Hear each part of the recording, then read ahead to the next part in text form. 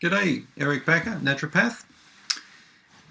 I want to talk today about a condition which many women tend to suffer with, a condition that I've been in contact with on many occasions by women who would really love to get rid of this condition. And I'm sure many of you looking at this webpage right now may well be familiar with this condition. It's called vaginal thrush or a yeast infection. It's more common than you think.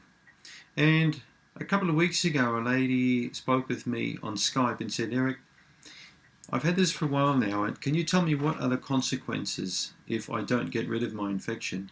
What could happen to me if I just ignore it and treat it with things like Monostat, or it keeps on recurring?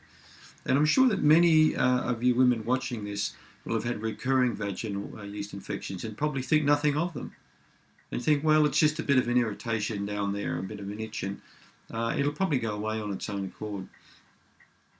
Now, in some cases it will go away on its own accord, but in many cases it won't, and it'll be chronic and recurring.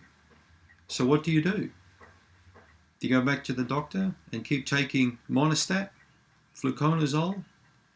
What do you do if you can't get rid of this yeast infection? You just keep relying on symptomatic treatment, hoping one day it will go away forever? Hoping that the pain's going to go, the embarrassing odour and the itching? It won't go away. In some cases it will. In a small percentage of cases, vaginal yeast infection will disappear in its own right, but in many cases it will not go away, and it can be chronic and recurring, and it can last for many, many years. Some patients I see have had this condition for 10, 15, even 20 years, and it just doesn't seem to go away. The consequences can be quite severe for a chronic yeast infection. Think about it. They can be quite severe. Why would you keep on having a symptom that's causing you so much discomfort and pain? It could even cost you your relationship. It's really worth getting rid of this yeast infection. And for this reason, I've written a whole section in my book, chapter 5, on how to get rid of these chronic yeast infections. I've helped many women get rid of these problems. And a lot of the tips in this chapter are priceless and are absolutely worth the cost of the book alone. One of the things that you may get as a consequence from a chronic yeast infection is endometriosis. It's a condition I've written about at length in my book. There's plenty of research. Some people have approached me and said, Eric, this is not true. You're speaking a load of nonsense. Well, you go and do the research and you'll find endometriosis is linked with yeast infections in many cases. And endometriosis can even be linked with infertility. I'm not saying that yeast infections cause infertility. But what I am saying is many cases of endo have been linked with chronic vaginal yeast infections.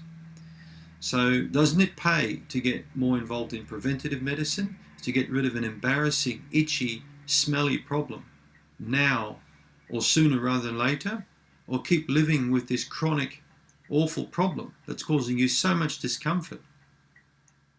So think about it. If you want a solution, I've written extensively in my book Candida Crusher about this solution.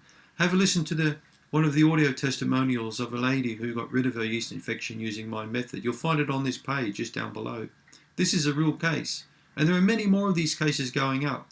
I've had phenomenal success with these vaginal infections. So if you're serious about beating your infection, you read chapter 5, you put my protocol into place. If it doesn't work, you let me know. You'll get a refund of my book, and you'll certainly get some personal attention from me, because I'm convinced that if you really follow the protocol properly and you really do what it takes to beat this thing, you'll finally beat it. And then you've got rid of that embarrassing situation that you've got down there. And it can make a huge difference to the quality of your life. So take my word for it. Do not ignore a chronic yeast infection, because the consequences can be severe, as they can with any problem that you tend to ignore. Thank you.